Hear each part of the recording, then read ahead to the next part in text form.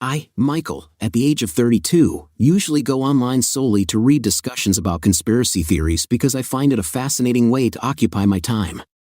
Active participation in writing and creating content on the internet is uncharacteristic for me, and despite the uncertainty about its potential reach and impact, I feel obliged to express my thoughts in words at this stage of my life when I'm already 32 years old. I am reluctant to discover the world of loneliness, having experienced a certain experience. Learning new hobbies has played an important role in my self-discovery, and I believe that writing can become another creative outlet for me. Now, let me introduce you to my wife, whom we will call Mandy. Mandy and I crossed paths while studying at university.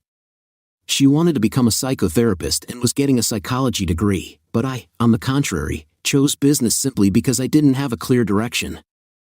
The impetus for choosing a profession was mainly the expectations of my parents, and under their pressure, I impulsively rushed into studying business. Looking back, I can't help feeling that these 4 years were wasted. I only got a bachelor's degree in business management, although I currently work in the construction industry. Anyway, our initial bond wasn't particularly strong, but we ended up in the same circle of friends. Our communication mostly consisted of short conversations here and there. It's worth noting that she had a boyfriend at the time, so we never considered each other romantically. At least she didn't, but I think deep down I've always had feelings for her. I clearly remember the moment when, in her second year, she dyed her hair dark blue. When I first saw her, I was amazed at my own reaction. Under certain lighting conditions, they appeared black, but when sunlight hit them, the true light became bright, beautifully framing her face. Mandy had mesmerizing big brown eyes, and whenever someone said something that caught her off guard, you could see how she struggled to expand them even more. She radiated a unique aura combining stunning beauty with an earthy hippie atmosphere, and at the same time, she exuded an amazing sense of purpose in everything she achieved while studying at the university. I admired her constant dedication to her studies and her ability to maintain a harmonious balance between social life and academic responsibilities. From the moment we first met, I had to suppress any emotions I felt for her. She was very passionate about her boyfriend, who, it must be emphasized, was a real tyrant. It was clear to everyone except her that he had a manipulative and pernicious influence. Our group of friends noticed how possessively he clung to her, looking back at us when we had long conversations with her and hugged her tighter when we were close. It struck me how she failed to recognize Mark's true nature. Even now, my doubts remain. It was clear to even the most inattentive observer that Mark was nothing more than a manipulator and a scoundrel. Despite this, I maintained respect for their relationship and kept an emotional distance. I played the role of a loyal friend, listening to her in moments of lonely experiences and providing any support to lift her mood. It was very difficult to observe the gradual deterioration of her condition, but I understood that the decision to leave should be made only by her. The decision to take action was always hers, despite my countless persuasions. And then one fateful day for Mandy, everything took a dramatic turn. Mark's true face was revealed when he exploded with anger and used physical force on her. It was a shocking and terrifying moment that will forever remain in our memory as it turned out to be the first and, fortunately, the last case of such violence. Having gained strength, Mandy finally found the strength to leave him. The others, driven by righteous anger, secretly developed plans to confront Mark, but Mandy was already tired of all forms of cruelty, and we had no choice but to fulfill her wishes and refrain from further interference. That same evening, Mandy found solace by asking to spend the night at my place. Although I would have gladly agreed to put a blanket on the floor, she insisted that we sleep side by side. This was an important turning point in the dynamics of our relations. Realizing the severity of her experience, I refrained from hasty confessions of my own feelings. I wasn't forgetful or insensitive like some ignorant person. On the contrary, I gave her time and space, realizing that after 2 years of unexpected pain, she needed to heal, and that's exactly what she did, thanks to my constant presence next to her during this period of change. She and I naturally gravitated towards spending more and more time together. Over time, Mandy and I began to feel a mutual attraction to each other and moved away from the big company. It wasn't a conscious desire to pull away, rather, I believe that Mandy appreciated my constant support in the most difficult moments for her when she felt that her own strength was weakening. Together, we embarked on exciting adventures, discovering new hobbies, and visiting places outside the university. As our relationship deepened, so did my feelings for her, which both worried and excited me. I began to doubt that she would ever perceive me not only as a friend, especially since a whole year had passed without any significant changes in our relationship. One seemingly ordinary evening when I was walking Mandy to her dorm, she surprised me by plucking up the courage and asking me out. At that moment, she poured out her whole soul to me, confessing her feelings for me, and in a whirlwind of emotions, I reciprocated her. That's how we started a wonderful journey together. Although it seemed that we had already laid the foundation of our relationship thanks to countless experiences together, every day our closeness only became stronger. In the last year of university, we spent time side by side, tirelessly studying together and providing each other with constant support. Mandy understood that our relationship went beyond the usual romance. They could grow into something deeper. At first, I thought about giving up the chosen course, but Mandy stubbornly refused to let me leave, so we both persevered and graduated from university together. Mandy wasted no time dreaming of becoming a therapist, and I decided to take up construction. Surprisingly, I was pleased with this decision. The physical nature of the work brought me great satisfaction, especially the joy of building together with my dedicated colleagues. Mandy and I continued to support each other's choices, constantly encouraging each other along the way. Over time, our relationship only strengthened. We made important steps by getting to know each other's parents. At first, my parents were very disapproving of Mandy, but gradually they fell in love with her as much as I did.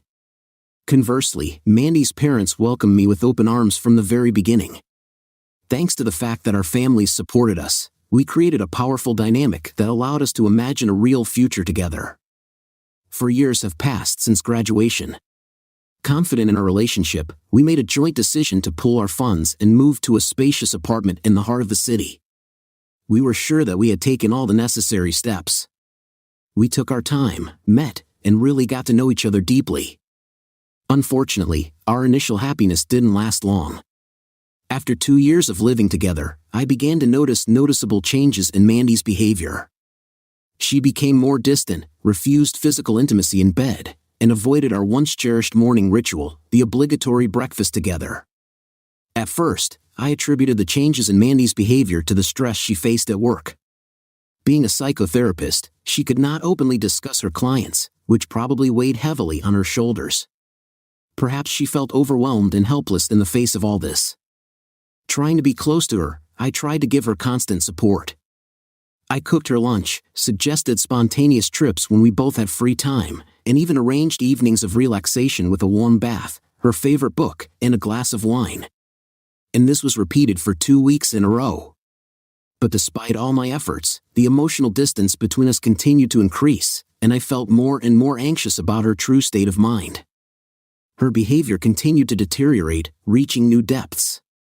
There were evenings when she came home late, obviously in a state of alcoholic intoxication, and made loud, unpleasant burps, climbing into bed. I have never met this before, even while studying at the university. To this was added the fact that sometimes when I returned home, I found male guests in the house, whom Mandy dismissively waved away when I tried to draw attention to my growing concerns. Whenever I plucked up the courage to express my feelings, Mandy wrote them off as drama, ignoring them without making any sincere attempts to understand or solve the problem. In response to my claims, Mandy only contemptuously remarked that I should develop my own social life and stop being so clingy. It hurt me to hear her ignore my emotions, especially considering the solid foundation we had built together. The sudden change in her behavior left me completely perplexed. We were proud of our open and honest communication, but now it seemed that she was hiding something from me. Realizing that a direct approach may be required to find out the truth and understanding how important it was not to make her feel squeezed or strangled, I approached the conversation with caution, trying to find a delicate balance. One evening, while we were sitting together on the sofa, I noticed a change in our usual arrangement. She was placed on the opposite side, no longer fitting in as before between my legs. Gathering my thoughts, I plucked up the courage and touched on this topic, carefully choosing my words. I finally asked what could be bothering her, cautiously inquiring if anything had happened or if she wanted to discuss something. Unfortunately, her answer was a simple and disappointing no, without even looking at me in the eye. She left everything as it was, leaving me confused and insecure. Looking back, I should have realized that there should be space and distance between us, but foolishly, I continued the conversation despite the increasing tension. I gathered my thoughts and offered to take a course of therapy, hoping that under the guidance of a professional, she would be able to find a safe and open environment for self-expression. I expressed this idea with sincere concern, but Mandy's expression showed me disbelief and disgust. My heart sank when she practically mocked me, belittling and ridiculing me for daring to suggest such a thing. Her words pricked me, leaving behind a feeling of helplessness and resentment. Mandy strongly rejected the idea of going to a therapist, convinced that everything was fine with her and everything was bad with me. Her words struck a deep blow, and I felt wounded and defeated. Without saying a word, I quietly went to bed, drowning in a sea of emotions. The next morning, I silently left for work before she woke up. My work colleagues noticed my early arrival and sensed all the sadness piled on me. I reluctantly admit that, unable to contain my pain any longer, tears poured out of my eyes. At this vulnerable moment, I couldn't help but feel weak and lonely. Tears were streaming down my face as I tried to understand that my girlfriend's love for me seemed to have passed. After many years of seemingly carefree, harmonious life, I found myself at a loss, unable to understand exactly where our relationship turned on the wrong path. Inner turmoil gnawed at my soul and caused nausea, a sense of failure. Telling my friends about my heartache at first intensified these emotions, as I expected condemnation or ridicule for my tears. But to my surprise, their reaction was filled with empathy and compassion. Instead of telling me to be strong or laughing at my tears, they comforted me, gently patting me on the back, offering comfort in their understanding. While continuing to work together, my friends listened carefully about the problems I faced in my relationship. Almost immediately, the thought of the possibility of cheating on Mandy's part came into their heads. Quickly discarding this thought, I resolutely defended her honesty by rejecting such thoughts. Despite the noisy background from the rumbling mechanisms, we managed to delve into this topic and discuss it as best we could. As a result, we agreed to meet and continue the discussion when we have more time and space for a detailed conversation. Having such friendly support gave me a much-needed sense of comfort. That evening, feeling new strength in myself, I returned home and decided to get dressed. After splashing on my favorite perfume and wearing comfortable blue jeans, I got ready to go to a local bar. I felt cheerful when I put a little effort into my appearance. When Mandy asked about my plans, I frankly told her that I was meeting with work colleagues to have a drink. Her reaction seemed indifferent to me, as if she was not interested in my whereabouts. When I approached the bar, to my pleasant surprise, all my colleagues also came. As we sat down, ordered drinks, and started talking, they began to tell their stories, drawing amazing parallels between their experiences with past partners and Mandy's behavior, which I observed. The more they talked, the deeper the feeling of confirmation and understanding penetrated into me. While my colleagues were sharing their stories, anxiety settled in my stomach. I was particularly struck by one story that told about the betrayal of my brother. The parallels between the described behavior and what Mandy demonstrated could not but be alarming. As a result, his brother was broken and sought solace in his parents' house while he slowly recovered. It was supposed to be a wake-up call, a moment of revelation that shook me to the core. But despite more and more evidence, I stubbornly held on to my faith in Mandy. Even though our relationship had its difficulties, I firmly believed that she would never stoop so low. Although I recognized and appreciated the advice that my friends gave me, I still decided not to take into account their statements. As a last attempt to allay my fears, they suggested that I look at Mandy's phone or perhaps study her personal diary, but I was uneasy at the thought that I had invaded her personal life, and I resolutely refused this offer. Although they respected my decision, I felt their sincere concern for my well-being. Despite the complexity of the situation, I do not regret anything because this moment was a turning point in our friendship and strengthened our relationship. Curiosity overcame me day by day, getting stronger every moment. I was constantly fighting the urge to look at her phone when she left it unattended. Mandy was still hiding many details of her life, which only increased my doubts. It seemed to me that it was wrong to invade her personal life, but the temptation became irresistible. One fateful night when she was snoring peacefully next to me, I succumbed to an irresistible temptation and impulsively surrendered to my curiosity. I distinctly remember the rapid beating of my heart, which was pounding in my chest as if it was about to burst. Every 2 minutes, I anxiously returned the phone to its original place, fearing the slightest sign that she had woken up. With trembling hands, I dug through her email, carefully looked through the photo gallery, leaving messages for last. Doubts gnawed at me. I was not sure that I was really ready to reveal some unpleasant secrets.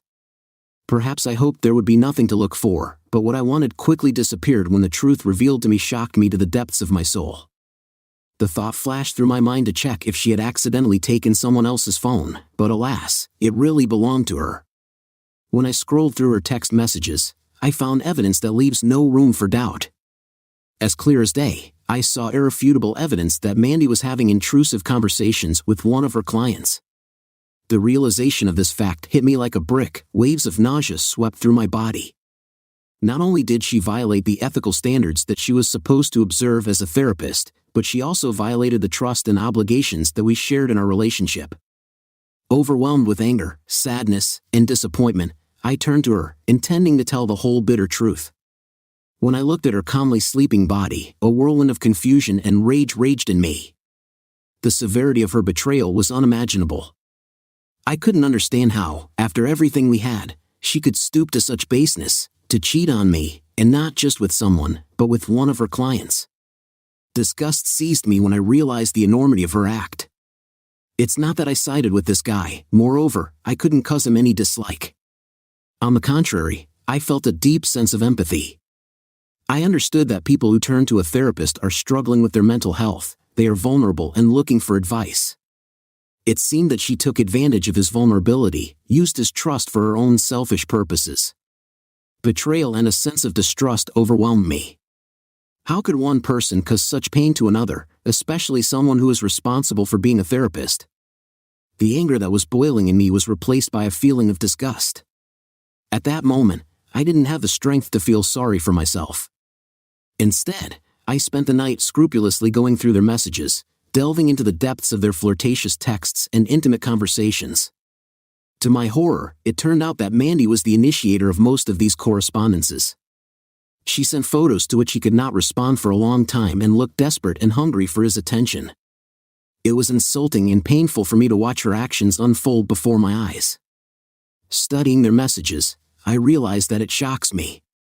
It became clear that Mandy initiated this inappropriate behavior almost immediately after starting her work as a therapist. The woman I once held in great respect turned out to be a complete disappointment. She proved herself to be a manipulator, repeating the actions of her past boyfriend. Everything I knew about her was destroyed, and I realized that she deliberately let me believe that I was to blame for the problems of our relationship. Anger bubbled in my veins, fueling the desire for revenge. Unable to bear even a minute of lying next to her, I realized that it was time to plan my own revenge. Overwhelmed with anger, betrayal, and a desire to restore justice, I could not allow her to continue to live for her pleasure by committing such depraved acts. The way she used and emotionally drained me was unforgivable. She had to experience the same pain and humiliation as me. Deciding to seek accountability, I scrupulously collected all the evidence from her phone, incriminating text messages, photos, even the name of the client. It took quite a bit of time to find the licensing commission and file an official complaint. With a heavy heart but with a sense of my own rightness, I attached all the evidence, deciding to expose her actions and bring to light her professional misconduct. Being in a state of mental turmoil, I quietly hoped that the consequences would not have too strong an impact on the client, if at all. As expected, the licensing board, after receiving the complaint, quickly took action, realizing the seriousness of the situation. I watched from the sidelines as the consequences of her act unfolded. All this time, I was deliberately distancing myself from her, and she didn't even ask this question. She continued to live as if nothing had happened until one fateful day she returned home in complete horror. The consequences were far-reaching and severe. She not only lost her job but was also deprived of her license. The severity of these consequences hit her like a tidal wave, leaving her devastated and broken. The consequences of her actions were catastrophic and far-reaching. Not only did she lose the opportunity to practice in her current place, but the consequences of her actions spread to the whole world, effectively prohibiting her from looking for work elsewhere in her specialty. In addition to the humiliation, her misdeeds were made public as a warning to others, which destroyed any semblance of privacy we once had. Our family and friends, having learned about the incident, were disappointed and discouraged. As a result of an unexpected turn of events, her parents contacted me, apologized for their daughter's behavior, and expressed their disappointment. They convinced me that despite the circumstances, I would always be a welcome guest in their family. Although my own parents offered me to return home and receive their care and support, I politely declined. I considered myself an adult capable of going through this difficult stage on my own. I was determined to stand on my own 2 feet, not relying on anyone else. Mandy's life has changed dramatically and suddenly, and yet she had the courage to turn to me for help unexpectedly. She confessed her love to me again, claiming that I was all she needed. She insisted that her betrayal was unintentional, attributing it to some incomprehensible forces that possessed her. Now she wanted to visit a therapist, hoping to restore our broken relationship. But I couldn't believe a word she said. I understood that I had become the only remaining support for her, but I could not shake off a feeling of distrust. After Mandy's act became known, those who had previously supported her quickly distanced themselves. Even her parents turned away, severing all ties with their own daughter. I was tired of Mandy's games and no longer wanted to be drawn into her insidious atmosphere. All I wanted was to break free and move on. Considering that only my name was listed in the apartment rental agreement, I made a difficult decision to evict her from my house. She begged and sobbed, begged not to leave her, but her requests were ignored. She even refused to take the suitcases I had prepared with clothes and things for her. At that moment, I was visited by pity, but in the end, I realized that it was necessary to put my own well-being first and get rid of these toxic relationships. Although a note of regret flashed through me, I understood that my own well-being was of paramount importance. With a heavy heart, I had to resort to the help of the security of the complex to get Mandy out of the house. When she was being taken out, I told her that her things would be waiting for her downstairs. That was the end of my personal communication with Mandy. In the following months, she tried to get in touch, seeking reconciliation, but I deliberately decided to ignore her attempts. Fortunately, I found solace in the support of my understanding and sympathetic colleagues. They never uttered the words "I told you so." Instead, I knew that they were ready to support me unconditionally during this difficult time. The last I heard, Mandy was having trouble shuttling between motels and homeless shelters. She managed to get a job at a fast food restaurant, but in modern society, it takes much more to fully support oneself. I often wondered if I had done the right thing by taking revenge or if I could have handled it differently. But I have to constantly remind myself that I didn't force Mandy to cheat. I didn't force her into an inappropriate relationship with a client. Ultimately, only she was responsible for her choice. It's true that Mandy could have cheated on someone else and potentially kept her job. Despite the fact that I had to make a difficult decision, I think it was the right thing to do since I gave preference to my own well-being. And although my actions may not have been dictated solely by moral considerations, their consequences are obvious. Parents and friends have distanced themselves from her. I hope this will serve as a valuable lesson for her in the future. And although I don't hate her, I just don't want to participate in her life anymore. Unfortunately, I cannot provide information about the client with whom she engaged, as I did not maintain any close ties with him. All I have is his name, so I have little information about his current situation. Despite my attempts to gather information about the client, I was unable to find anything. I sincerely hope that he received the necessary help and support, no matter what he went through. That's all I can offer regarding his situation. As for me, in general, life has improved significantly. I give priority to self-care and maintain relationships with family and friends. I will never fall in love again because I understand that not all women are the same, but I can say with confidence that I will no longer tolerate relationships in which trust is violated or my well-being is jeopardized. A valuable lesson is that when a person shows who he really is, it is necessary to believe him. This story highlights how important it is to listen to these signs. It's been 5 years since I've seen Mandy, but recently I accidentally met her in the parking lot near the supermarket. Mandy was not alone but with a little girl about 3 years old. That Mandy and the child were poorly dressed was noticeable. It seemed that she's barely making ends meet. When she saw me, I noticed the joy in her eyes. While we were talking about life, the girl several times told her mother, who was Mandy, that she wanted to eat, and looking at Mandy's reaction, my chest started to prickle. Tears welled up in her eyes when she said that they had nothing to eat. I was shocked by the situation and suggested they stop by the nearest restaurant to have lunch. The little girl started clapping her hands with joy. While we were having lunch, Mandy told me that she had been in contact with a terrible man who had abandoned her while she was pregnant and was hiding to avoid paying alimony.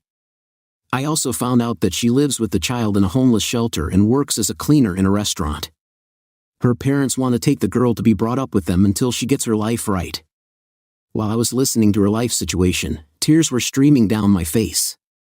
I wished her and her beautiful daughter good luck, paid for the bill, and gave her a large sum of money. I left the room. I don't feel sorry for Mandy herself, but for the poor little girl who was so tormented by her own mother's hopelessness. After that, I tried not to think about Mandy and her daughter. Story 2. Recently, I have had suspicions that my wife, Sharon, is cheating on me with my boss, Jim.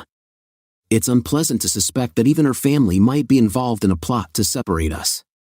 My name is Chuck Smith. I am 46 years old and 180 centimeters tall.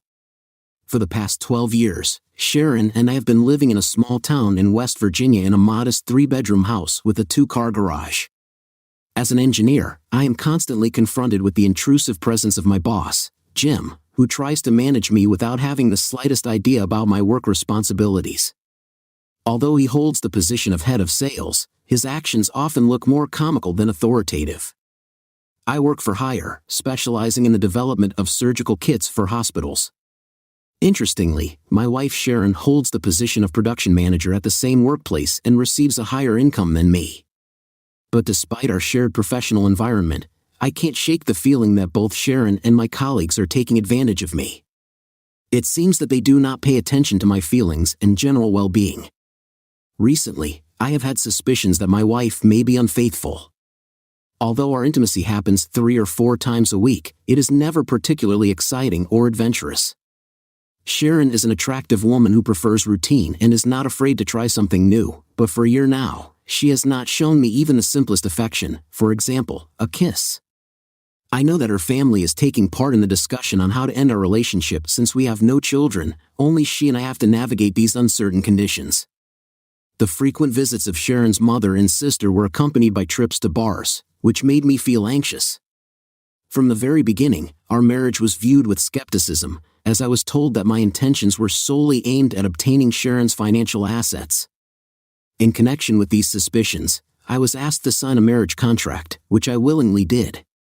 It stipulated that in case of infidelity, the guilty party leaves the marriage only with the property that she brought. I want to emphasize that I have never even had the thought of Sharon's infidelity. Moreover, I have reached an important stage in my professional activity, being on the verge of obtaining a patent for specialized surgical instruments, the cost of which can be estimated in millions. It is worth noting that when I first conceived this idea, the company I work for did not show any interest in partnering or supporting this endeavor. Despite my passion and dedication to the project, I faced obstacles in my workplace. The company categorically forbade me to work on my invention during working hours, threatening otherwise with dismissal. Deciding to continue working, I equipped a workplace in my home basement, which allowed me to devote time to the project outside of school hours. But about 2 months ago, I made a shocking discovery: video recording cameras were installed unnoticed in my work area without my knowledge. It seemed that my wife Sharon was the only person who knew about the progress of my work. To confirm my suspicions, I purchased several inexpensive video cameras. To my horror, it turned out on the recordings that my wife was talking on the phone with my boss, Jim. Although I could only hear her version of the conversation, it became painfully clear that they had been having an affair for over a year. I realized with horror that there was a conspiracy to steal my ideas. Among the evidence I have are recordings of my wife Sharon's conversations with her mother Jean and sister Joan. These conversations were conducted on speakerphone, which allowed me to hear all their discussions. To my horror, they openly said that they planned to kick me out of our marriage and take my hard-earned money, or even worse, subject me to extreme humiliation. Feeling overwhelmed by these revelations, I decided to find solace in the company of my old army buddy named Tom.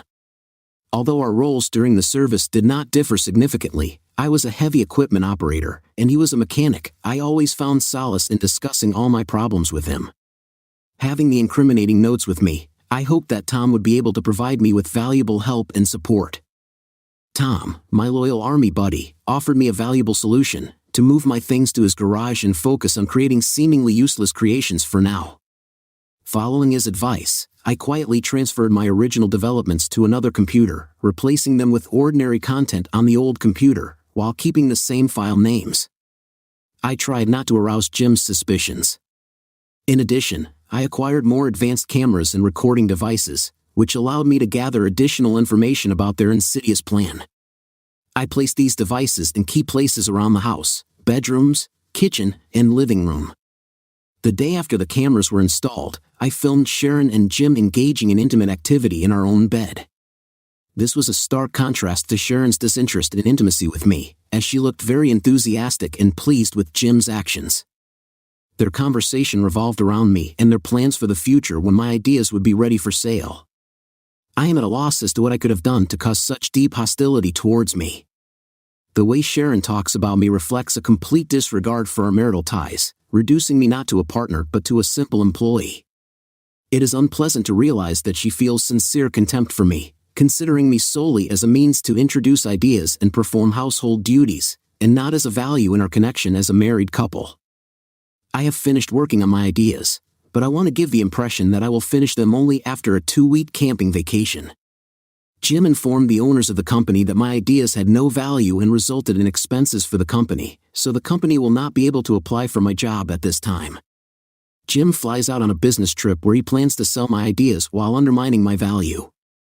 In addition, Jim has engaged in inappropriate relationships with my sister-in-law, Jean, and mother-in-law, Joan, and apparently, Sharon is also involved in this. It seems that they all adhere to a bisexual orientation. If it wasn't for their hostility towards me, I might have been inclined to join them. Watching them, I felt a strong excitement which led me to self-satisfaction. I intend to distribute videos of their actions to people in their church and family circle. It will be interesting to see how often Joan will attend religious services after this is done. In Jim's absence, Sharon decided to have an intimate relationship with me. She introduced herself to me as a person with low moral qualities, and I thought about accepting her offer, but still, I refused, citing my health. Then she tried to remember our previous meetings, but to no avail. I reminded her that it was she who did not want such communication. I told her that I would sleep in the spare bedroom so as not to put her at risk of getting sick. The company I work for tends to support Jim, not me, so getting fired from there won't bother me. I decided to withdraw my savings from 401k and open a new retirement account with another company. I applied for a month's leave, hoping that Jim might not guarantee me a position upon my return. I mentioned that I was going camping for a couple of weeks and that I had some personal stuff to do. I started taking my things out of the house, including tools, hunting and fishing supplies, as well as camping equipment. Sharon seemed to pay attention to this, noting that it was high time for me to put my things in order. It's worth noting that Sharon has never shown interest in activities like hiking or anything else I wanted to do. Sometimes I wonder why she married me at all. Fortunately, in a neighboring town, I found a small house that can be rented for a month. It will be convenient for me to work on my projects in it. In addition, the house has a garage for 2 cars, so even if they drive by, they won't suspect that I live there.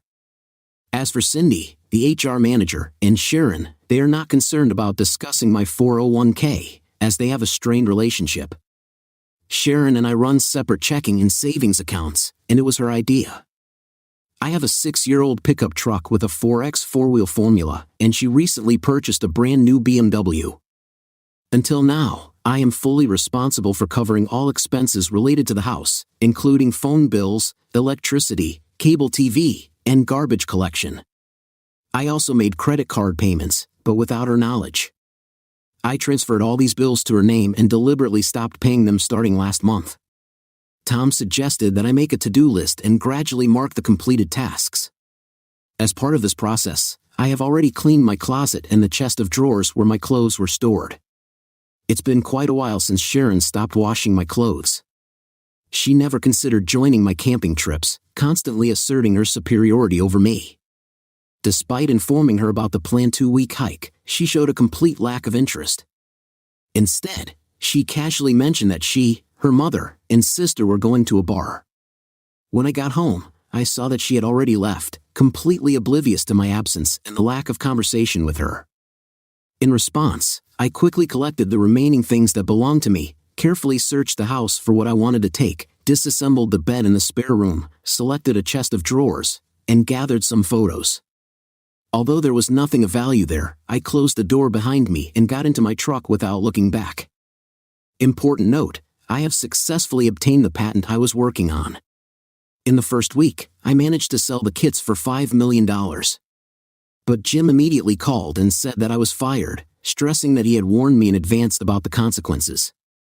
Now he had to explain why new kits were not developed, why our customers did not place new orders, and why the expected new kits did not exist at all. To top it all off, I sent letters to our competitors in which I divulged this information. For the next 3 weeks, I anxiously watched my phone for messages. Eventually, she texted me, asking when I would be coming home. Neglecting my duties, I did not mow the lawn, knowing full well that she does not care about such issues. I still have the notes I made with her, Jim, her mother, and sister. Each entry was marked with her name on a piece of paper. The first entry contained a message in which I told about my plans for my money. I also mentioned that copies of these recordings would be sent to her work colleagues, friends from the church, and family members. Then something unexpected happened. My phone started ringing incessantly. She called me every 5 minutes, as well as Jim, Jean, and Joan. She found the records and only now realized that I left 3 weeks ago. In response, I began to send copies of all the records by mail, focusing on our workplace. I made sure that our friends and members of the church received copies of the recordings by posting them on various internet sites and specifying the appropriate site names. After that, I smashed my phone and enjoyed the chaos reigning around. In addition, I sent a recording of Jim firing me to the company as proof of his actions. As a result, both Jim and Sharon were fired from their positions. With the funds received from the sale of the kits, I acquired a partial stake in one of our competitors. I had a relationship with Perry, the owner of the company, and I knew how he treated his employees. His company was more like a friendly family business than an overly aggressive approach. I expressed to Perry my doubts about the possible impact on the city and emphasized the outstanding abilities of most of its employees. He was aware of my intentions and the opportunity to purchase equipment and a factory at a reduced price. As part of my efforts, I helped hire several design engineers for Perry and personally trained them to create kits that would meet the needs and preferences of hospitals. I also instructed them on how to provide excellent customer service. About a week after the factory reopened under Perry's leadership, Jim unexpectedly came for an interview.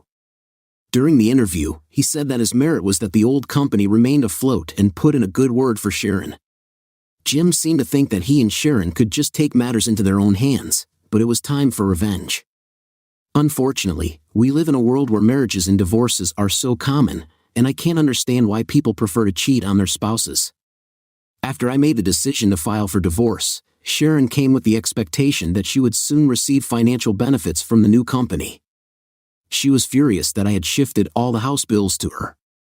When the meeting started, I decided not to participate in it. I watched from another room as my lawyer was ready. The first thing he did was put the seal on, and then he pressed the play button. It showed how they were all engaged in intimate activities, saying how they were going to take my money and also that they should humiliate me by laughing at me all the time. I gave my lawyer a written power of attorney to handle the cases related to my divorce and told them that in 2 weeks I would check on them without letting them know where I was. On Monday morning, Sharon was handed divorce papers in connection with adultery. Under the threat of exposure in the media and a possible trial, she reluctantly signed the divorce papers. Signing the documents, she noted that she would soon earn well again. Although I wanted to sue Jim for alienation of affection, I found out that this is not allowed in Massachusetts, possibly due to the fact that many state politicians have faced similar lawsuits. Anyway, as part of my agreement with the new owners of the company, poor Jim and his associates lost their jobs, and all his possessions disappeared. Sharon found herself in a difficult financial situation, owing more than she had in her bank account. Numerous creditors began to pursue her, her car was confiscated, utilities were shut down, leaving them without electricity and water. Property taxes became unaffordable, and both mortgages expired. In addition, her parents' house was seriously damaged, and they were forced to use rented cars. It hurt me to think about the many problems they faced. When the situation worsened, Jim had no choice but to move in with Sharon's parents, as his own property was also vandalized. He even had to ask her parents for a rental car. All of them were forced to live in makeshift fortresses made of boxes. Sharon's lawyers made a serious mistake by trying to delay the divorce process. As a result, the case attracted considerable public attention, especially when explicit videos of their intimate relationship appeared on the internet. The audio recordings revealed the extent of their affair and revealed that her entire family knew about it and even encouraged it. Shockingly, it turned out that the whole family conspired to publicly humiliate and ruin me, intending to confiscate my property and express disdain for the middle class. Convincing video and audio evidence emerged of how her family bribed politicians and corrupt officials, persecuting those who stood up for honesty and decency. I made sure that the incriminating evidence was posted on numerous sites known for hosting such content. As a result, the divorce case was successfully completed. However, the judge who was assigned to conduct the case was forced to recuse himself after he was exposed as one of the corrupt officials bribed. On the day when the divorce was finalized, the company organized a day of gratitude to employees and a grand opening of the store. To the surprise of Sharon, her sisters, mother, and Jim, they came to the event with the expectation that they would just take everything into their own hands. I arranged for them to be seated at the first table during the event. Perry introduced me as the organizer of all the successes achieved. In a fit of anger, Sharon rushed to me, hurling insults and exclaiming, "You bastard, you're a sandbag." All attention was focused on us, everyone was listening attentively. I explained to Sharon that my presence at the divorce proceedings was completely optional since she was given the right to choose. It is important that everyone present knows the truth, so selected recordings were played on the big TV screen, on which explicit parts of the body were obscured and some fragments of the conversation were cut out. In response to Jim's threat to bring the old owners to court against me, saying that I sabotaged the company's work, I played a recording of his dismissal. The recording was clearly dated and provided indisputable proof of his actions. To further strengthen my position, I introduced 2 new design engineers and asked them to confirm who designed the new kits. Their response was a convincing confirmation that it was my experience and development that led to the successful creation of the new kits.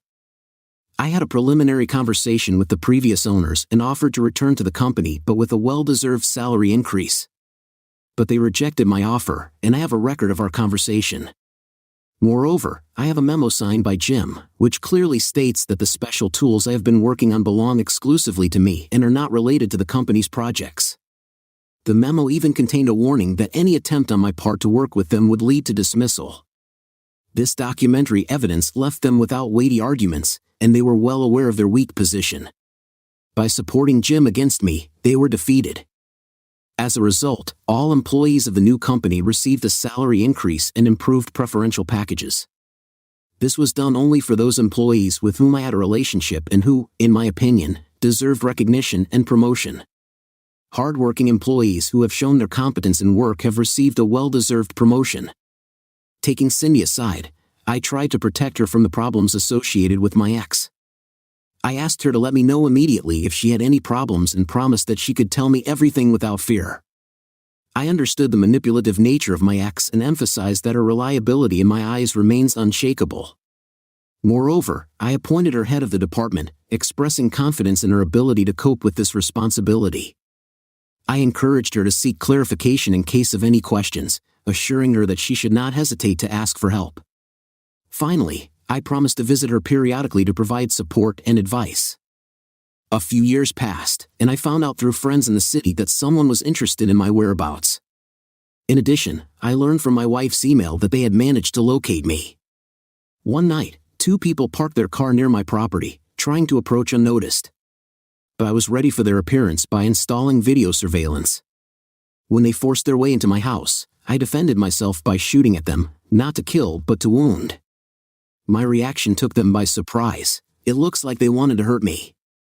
There was a proposal to use rock salt and cartridges instead of steel shot, but this is only in the movies. After neutralizing the threat, I examined their car and took everything of value that I wanted. I immediately contacted the state police and informed them about the incident with 2 persons who tried to harm me but are now detained and under my protection. The next morning, the state police promptly arrived at the scene and arrested the criminals, collecting evidence of their intentions. Despite their claims that they got lost and were just looking for the road, CCTV footage showed a different truth, backed up by evidence found in their car. The criminals spent several weeks in the hospital recovering from their injuries and then were transferred to prison. During this time, they told the police about their employers and the specific tasks they were assigned to perform. I decided to go to a restaurant that I knew her family frequented. Passing by me, they did not notice my presence. Over the past time, my appearance has changed significantly. I have long gray hair, a beard, and my physical shape has improved. Wanting to make myself known, I asked the waiter to bring a bottle of champagne to their table. The whole family has aged noticeably, as if 2 decades have flown by in an instant. Their eyes fell on me, and after a few seconds, Sharon suddenly exclaimed, "My God, you're a freak." When she recognized me, she immediately began to tell the rest of her family about my identity. In a fit of anger, Sharon rushed to me, showering insults and accusing me of destroying her family. Amid this chaos, her sister called the police, which led to my subsequent arrest. By law enforcement officers realizing the possible legal difficulties, I asked the waiter to contact a lawyer on my behalf, as I doubted that the police would give me permission to do so. Fortunately, the lawyer quickly arrived and viewed the CCTV footage, which eventually led to my release. The recording showed me calmly sending champagne to their table and having a polite conversation with them. It was clear that I was not a threat and just wanted to play them. If not for the careful planning and preparation on the part of my lawyers, including the preliminary receipt of copies of surveillance footage, I doubt that the police would have allowed my release, given their friendly relations with my mother-in-law. After the incident, Sharon contacted me by calling my hotel room and asking for a conversation to ensure transparency and accountability. I agreed to meet her in the lobby of the hotel, providing a record of our communication. She approached me, demanding an explanation of my actions towards her and her family. I looked at her with surprise and disbelief, keeping calm. I calmly explained that my actions were a necessary measure to protect myself from their intentions. I told her that I found out about her affair with Jim, which further complicated our situation. I asked her why she decided to marry me if she disliked me so much, but I didn't mention that the whole house was wired, and I knew about her actions thanks to espionage. The consequences of their actions were obvious. She lost her job, house, and cars. Jim suffered the same fate, and they had to move in with her parents. Her answer made me hesitate because she casually brushed off the situation, saying that there was nothing personal about it. During a conversation with me, Sharon admitted that she initially entered into an affair to avoid the influence of her family. But she admitted that it gives her pleasure to manipulate me and use my actions for her own entertainment. She said that they enjoyed the idea that after Jim, I would communicate with her. Perplexed, I asked why she didn't just file for divorce when she first met Jim. She replied that at that time, she was pleased, and by staying married to me, she believed that she could achieve anything she wanted. After reflecting on her words, I decided not to engage in further conversation and quietly left. The next day, I decided to leave, freed from the toxic environment and enjoying the fact that I turned their lives around financially, emotionally, and socially. For me, this outcome was much more pleasant than revenge with violence. I will constantly live in their thoughts. Story 3. My name is Dave, and my wife is Olivia. We have been happily married for several years. As a purchasing manager, I devoted myself to work, while Olivia pursued her career as a banker. But amid the seeming normality of our life, one unpleasant truth has emerged. Olivia had a tendency to leave her belongings scattered around the house, often out of place and forgotten. "Have you seen my comb, or where are my earrings?" became the usual questions that she often asked. It seems that Olivia is used to counting on me to keep an eye on her many things, perhaps believing that I will always come to the rescue if she loses something. In the early years of our marriage, I made the mistake of cleaning up after her and taking the blame for losing things. But soon, I realized that my attempts to be useful were useless, and I switched to a new approach, to leave her things untouched. This decision was dictated by the desire to avoid possible accusations and misunderstandings. One morning, walking through the house, I noticed Olivia's purse abandoned at the top of the stairs. Considering this as another example of her carelessness, I made a conscious choice to leave it untouched. With this decision, I went down to the kitchen and started cooking breakfast, trying to maintain a sense of normality amid the growing tension in our relationship. Olivia is used to staying in bed until I make a cup of fresh Vietnamese Sang Tao coffee and preheat bread in the oven. While enjoying the aroma of coffee, I was startled by an unexpected scream, followed by a series of ominous sounds, crashing, knocking, and heart-rending moans of pain. I immediately realized that Olivia had fallen down the stairs. Worried about her well-being, I rushed to her. Fortunately, it turned out that she didn't suffer any fractures. A doctor who examined her at a local hospital recommended a routine checkup on Monday morning to make sure there were no hidden injuries. With a sigh of relief, we returned home in the afternoon. This incident cast a shadow over our weekend, forcing us to spend them in quiet reflection. After taking painkillers, Olivia spent most of her time in bed, having long conversations with her mother and numerous friends on her mobile phone. According to my information, she also indulged in superficial communication on the internet, and my role seems to have turned into that of a butler or a nurse, providing for her needs during the recovery period. On Sunday morning, Olivia went out into the garden to get some fresh air. Unfortunately, the weather was not very pleasant, and she quickly returned to the house. Left alone, I took up autumn chores, pruning bushes and cleaning fallen leaves. By the will of fate, our neighbor Jacob, an experienced builder by profession, lived nearby. We were both doing the same thing, and when Olivia came into the house, Jacob stopped his work and walked up to the garden wall, clearly wanting to talk to me. "Hi, Dave," he greeted. "I saw your wife this morning. Is she all right?" "She'll be fine," I replied. "How did it happen?" "Well, she put all the blame on me," I confessed. "She said that it was I who didn't put away her lying purse on the stairs, and because of that, she fell." Jacob seemed shocked. "Wow, did she really say that?" he asked. "Yes," I confirmed. "Regardless, I believe she has learned her lesson." Jacob still looked a little puzzled. He noticed. "I must say that you are showing understanding given the current situation. If Olivia needs someone to lean on, Marjorie can be very reserved." After that, Jacob continued gardening, leaving me slightly perplexed. Although Jacob's wife, Marjorie, was a pleasant woman, I found it curious that he felt it necessary to assure me of her prudence. Perhaps he was concerned about the local gossip surrounding Olivia's accident. On Monday morning, I took Olivia to the hospital and waited for her to be examined. I contacted my boss and informed him that I would be a little late. Olivia's admission to the hospital took longer than expected, as she was interviewed individually due to the fact that domestic violence could have been involved in her injuries. It's better to be safe than sorry. In the end, I took Olivia to the bank where she works as a loan specialist and got to my office closer to morning. My work schedule as a purchasing manager assumes some flexibility, and I have my own separate room. Not because I occupy any special position, but the main reason I have a separate office is to ensure complete confidentiality during meetings with suppliers and colleagues. Shortly after I took my office that morning, Olivia's friends and colleagues started calling me. The privacy of one's own space turned out to be very useful in this situation. It became obvious that they all doubted Olivia's explanation that she had fallen down the stairs.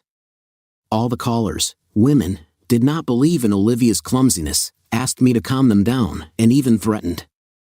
Despite my convictions of innocence, they remained firm in their opinion. Olivia's closest friend at the bank expressed the hope that despite the fact that I agreed with the story about her black eye, I would exercise restraint if I had a desire to get angry with Olivia. Later in the afternoon, the news of Olivia's injury apparently got to our office, most likely through Amelia's husband, George, who was her colleague. Anyway, our boss, Jimmy, came to visit me. Jimmy and I have always maintained a positive working relationship and have been open with each other, but when he asked if I needed a vacation to solve possible domestic problems, I was caught off guard. When I hesitated with an answer, he continued, offering to see a psychologist or undergo treatment for anger to help resolve the situation. It became clear to me that the more I denied my wrongness, the less confidence my words aroused. Trying to mitigate the situation, I just began to assure him that everything was fine and insisted that there was no need to escalate into a serious incident. By the end of the day, I was tired of stubbornly defending my innocence. When I came home in the evening and was met by our neighbor, Steve, who told me that kicking my wife is not the best way to get revenge, I just replied, "You're absolutely right, Steve," as I continued down the path to our front door and prepared to unlock it. His words wouldn't leave my mind. What exactly was he hinting at? Maybe he was mistaken about what happened and made a false conclusion. If it were so, it would be easier for him to say that kicking his wife is completely unacceptable. It would be clear and straightforward. But why did he think I wanted revenge? Maybe Steve decided that Olivia had caused some damage to our property, for example, a car or my favorite shirt. It's strange that he decided that I could resort to anger and violence towards her regardless of the circumstances. Olivia returned home earlier than usual as she was ordered to take sick leave until the end of the week. Apparently, the bank felt that she needed time to rest and recover, or more likely, they did not want her bruised face to be seen by customers. Olivia expressed her fears that people might doubt her explanation for falling down the stairs.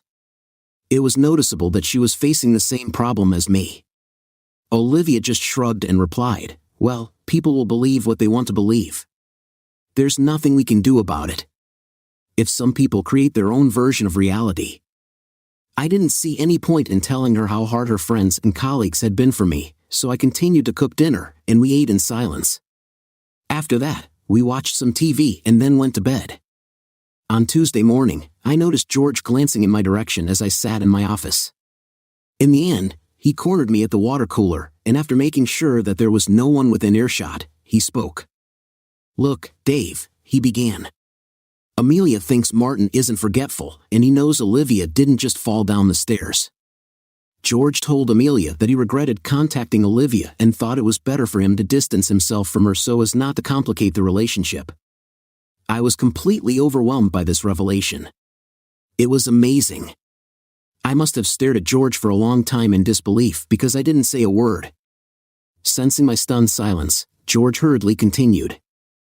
"I know it's a lot to ask, Dave, but please think about it. After all, he has a wife and children." He turned away, leaving me standing there as it should be, without words.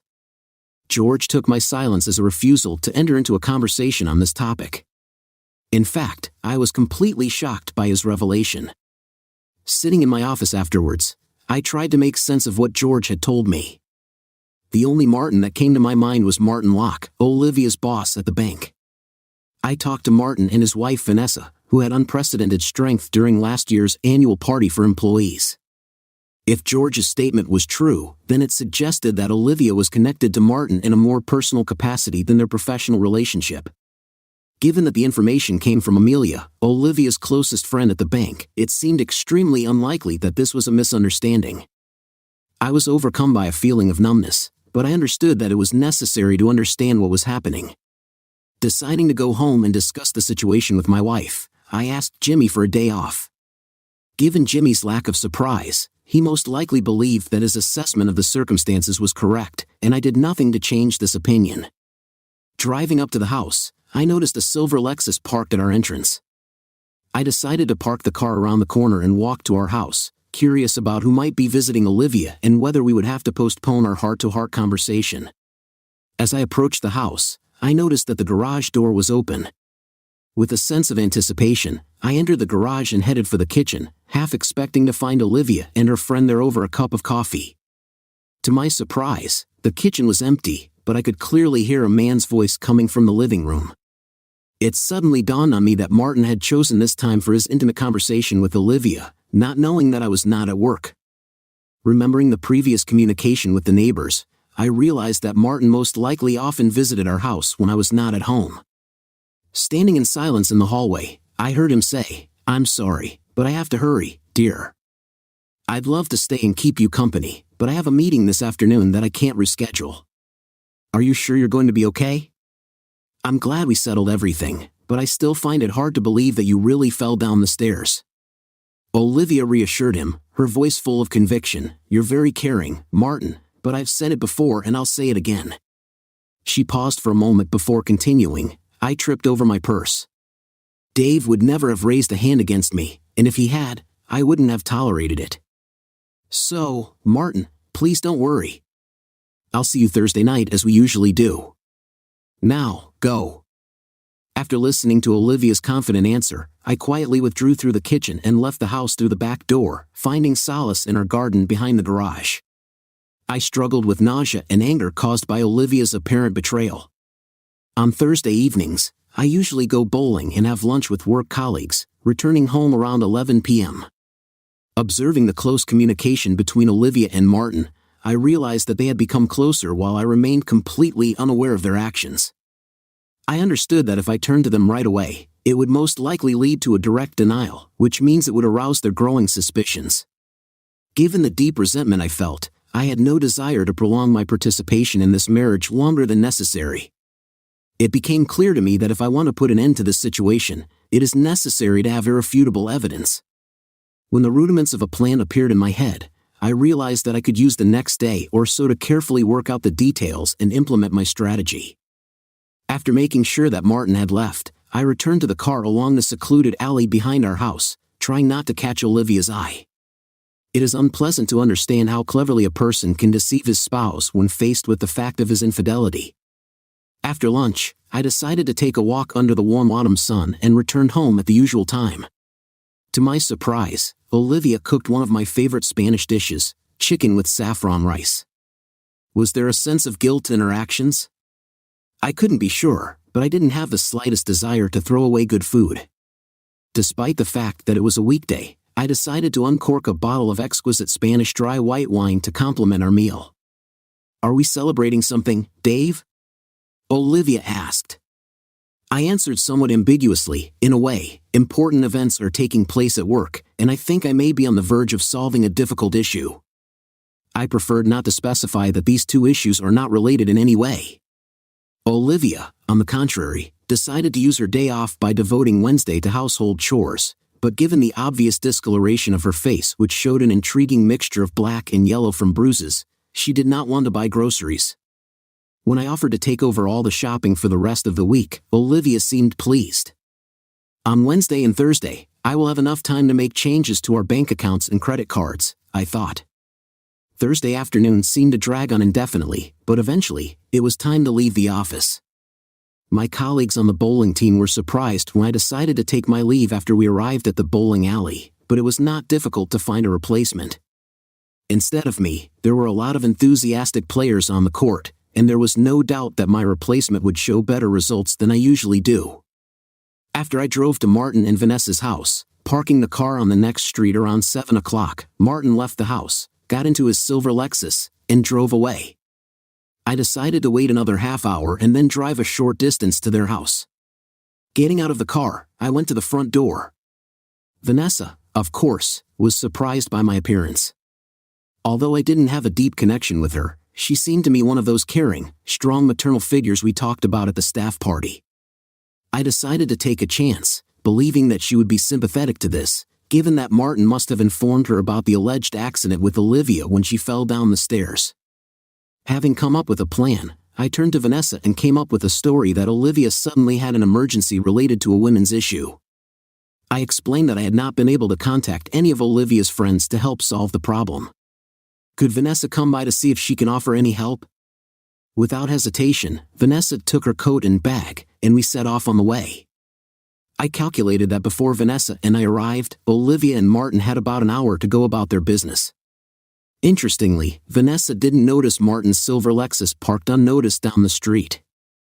As soon as I unlocked the front door and entered, it became clear that my calculations were correct.